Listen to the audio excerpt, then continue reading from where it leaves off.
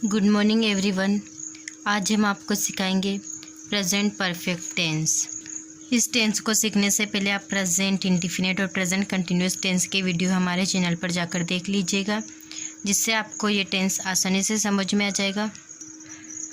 Tense के लिए सबसे ज़रूरी है subject, helping verb, main verb और ऑब्जेक्ट। सब्जेक्ट हमने आपको फर्स्ट वीडियो में बताई दी, हमारे पास 10 सब्जेक्ट होते हैं। हेल्पिंग वर्ब टेंस के हिसाब से लगती है।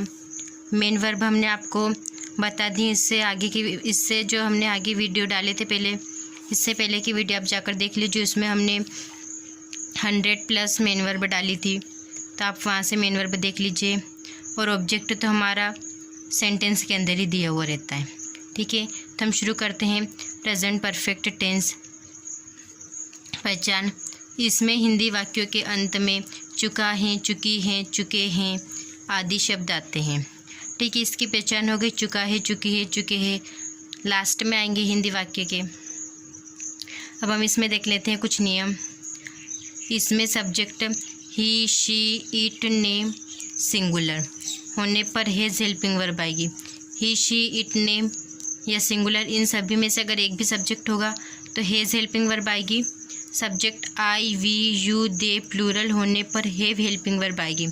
आई, वी, यू, दे प्लूरल या होगा तो इनमें से कोई भी अगर हमारा एक सब्जेक्ट होगा तो हम हैव हेल्पिंग वर्ब लगाएंगे। इसमें हमेशा मेन वर्ब यानी कि मुख्य क्रिया की थर्ड फॉर्म आती है। हमने आपको नेक्स्ट वीडियो में बता ही दिया था वर्ब की तीनों फॉर्म, फर्स्ट, सेकंड और थर्ड। थर्ड फॉर्म को हम पास्ट पार्टिसिपल कहते हैं, ये भी हमने आपको बताया था। तो आप देख लीजिए, आपको जो भी वर्ब चाहिए उसकी थर्ड फॉर्म हमने आपको बताई थी, फर्स्ट, सेकंड और थर्ड तीनों फॉर्म आप वहाँ से देख लीजिएगा। अब हम इसमें देखते हैं सेंटेंस की बनावट। तो हम अफर्मेटिव जो अगर बनाएंगे तो इसका सेंटेंस होगा सब्जेक्ट। तो हम आपको बताते हैं अफर्मेटिव के लिए सबसे पहले हम लेंगे सब्जेक्ट प्लस हेल्पिंग वर्ब हमारी इसमें आएगी हैज़ या हैव, प्लस मेन वर्ब की third form plus object. Negative बनाने के लिए हम लेंगे सब्जेक्ट। वाक्य की बनावट हम सबसे पहले देख लेते हैं अफर्मेटिव। तो हम सबसे पहले अफर्मेटिव में लेंगे सब्जेक्ट प्लस हेल्पिंग वर्ब के रूप में हम हैज़ या हैव का उपयोग करेंगे, प्लस मेन वर्ब की थर्ड फॉर्म प्लस ऑब्जेक्ट। अगर हम इसको अफर्मेटिव जो हमारा सेंटेंस दिया हुआ रहेगा, अगर उसको नेगेटिव में चेंज करना आ जाएगा तो हम क्या करेंगे, subject plus has have plus इसके बाद हम नोट लगा देंगे, प्लस मेन वर्ब की थर्ड फॉर्म प्लस ऑब्जेक्ट। ऐसे रहेंगे ये, तो हम बस ये याद रखेंगे हेल्पिंग वर्ब के बाद नोट लगा देंगे नेगेटिव में। अगर हम इंट्रोगेटिव में चेंज करेंगे तो हमारी जो हेल्पिंग वर्ब रहेगी उसको हम आगे ले लेंगे। तो ये हमारी हेल्पिंग वर्ब क्या है, हैज़ या हैव। तो हमने हेल्पिंग वर्ब आगे ले ली, plus subject plus main verb की थर्ड फॉर्म प्लस ऑब्जेक्ट। करना कुछ नहीं है इंट्रोगेटिव में, बस ये हेल्पिंग वर्ब को हम आगे ले लेंगे, बाकी पूरा सेंटेंस वैसे ही रहेगा। अगर इसको इंट्रोगेटिव नेगेटिव में जो चेंज करना होगा तो हम सबसे पहले क्या करेंगे, हेल्पिंग वर्ब आगे हमने जैसे इंट्रोगेटिव में ले ही ली थी, फिर प्लस हमारा सब्जेक्ट भी ऐसे ही था, लेकिन जब भी नेगेटिव आएगा तो नोट आएगा, तब नोट हम कहाँ लगाते, हेल्पिंग वर्ब के बाद हम नोट लगाते। लेकिन जैसे हम हेल्पिंग वर्ब को तो हम आगे ले गए, लेकिन नोट उसी जगह पर रहेगा। इसमें नोट का स्थान चेंज नहीं होगा, नोट जहाँ था वहीं रहेगा, केवल हेल्पिंग वर्ब ही आगे जाएगी, क्योंकि ये इंट्रोगेटिव इसलिए हेल्पिंग वर्ब आगे चली गई हमारी। और नेगेटिव है तो हम इसमें नोट लगाएंगे। अब नोट अपनी जगह रहेगा, क्योंकि नोट हमारा हेल्पिंग वर्ब के बाद आता है। सबसे पहले हम सब्जेक्ट लिखते हैं, उसके बाद हेल्पिंग वर्ब प्लस नोट लिखते हैं, परंतु इसमें हेल्पिंग वर्ब आगे चली गई तो नोट तो उसी जगह पर रहेगा हमारा, प्लस मेन वर्ब की थर्ड फॉर्म प्लस ऑब्जेक्ट। अगर हम WH वर्ड बनाएंगे तो कुछ नहीं करना है, सबसे पहले हम WH वर्ड ले लेंगे, क्योंकि WH वर्ड बना रहे हैं, प्लस वही इंट्रोगेटिव वाला फॉर्मूला हैज़ या have plus subject plus main verb की थर्ड फॉर्म प्लस ऑब्जेक्ट।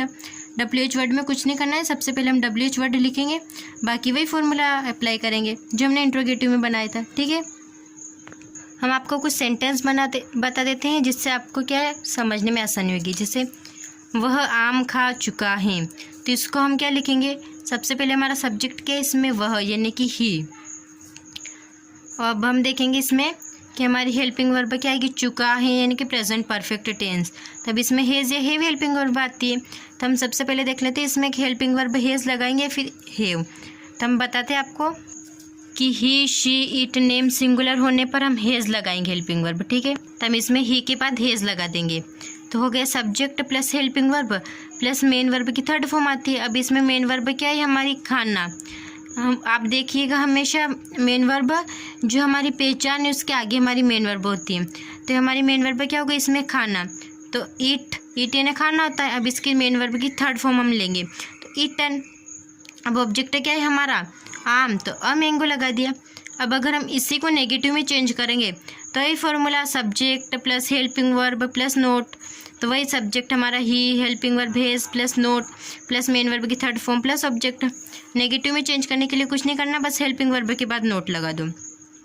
अगर इंट्रोगेटिव में चेंज करना है तो हेल्पिंग वर्ब को आगे ले जाओ और सब्जेक्ट को हेल्पिंग वर्ब के स्थान पर ले आओ, बस बाकी वही लिखना है हमें। तो हमने वही किया कि हेल्पिंग वर्ब हेज आगे ले गए, सब्जेक्ट उसी स्थान पर प्लस ईटन अ मैंगो।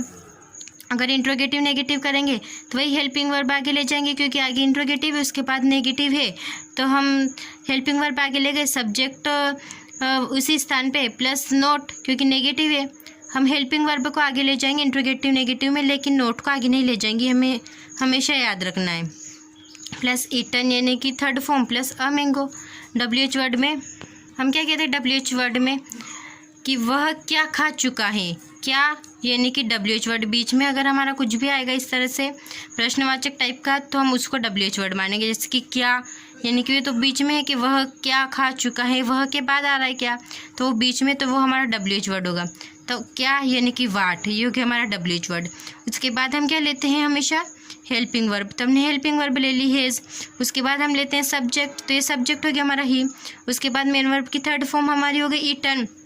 अब वह क्या खा चुका है, तो आम तो है नहीं उसमें, आम की जगह पर तो आगे हमारा क्या, तो हम इसको आम को नहीं लिखेंगे, ऑब्जेक्ट हम नहीं लिखेंगे इसमें, ठीक है। अब हम आपको दूसरा सेंटेंस बता देते हैं, इससे आपको और आसानी से समझ में आ जाएगा।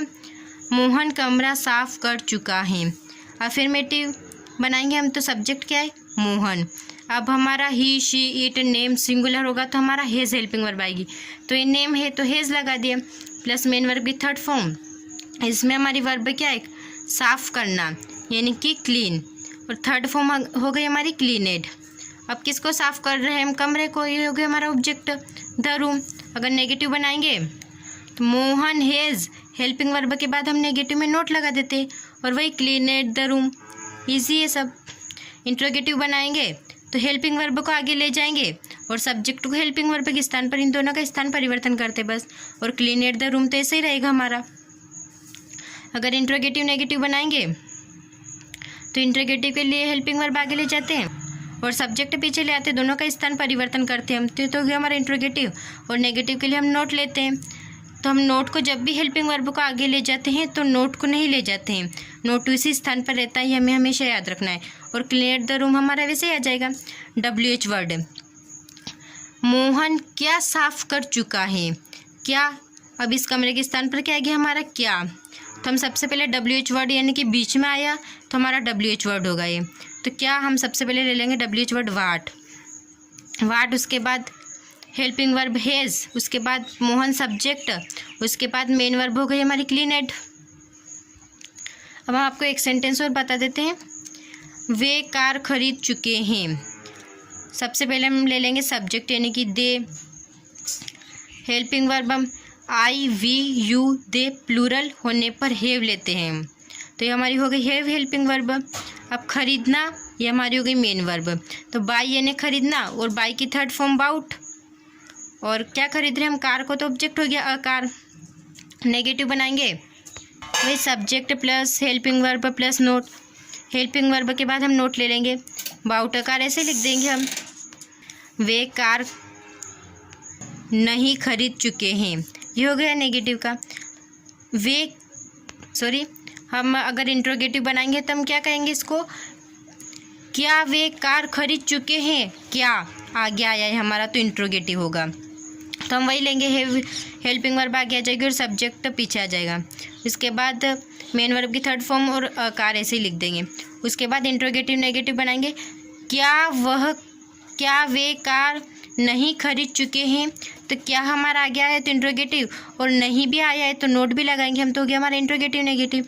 तो वही हेल्पिंग वर्ब आगे और सब्जेक्ट पीछे, नोट अपने स्थान पर, उसके बाद अबाउट अ कार अगर WH वर्ड बनाएंगे, वे क्या खरीद चुके हैं, कार की जगह पर आगे हमारा क्या, यानी कि बीच में आया तो होगा हमारा WH वर्ड। तो हम सबसे पहले ले लेंगे WH वर्ड, उसके बाद हम वही जो इंट्रोगेटिव में हम लेते थे हमारी हेल्पिंग वर्ब आगे और हमारा सब्जेक्ट पीछे, और ख़रीदना यानी कि अबाउट।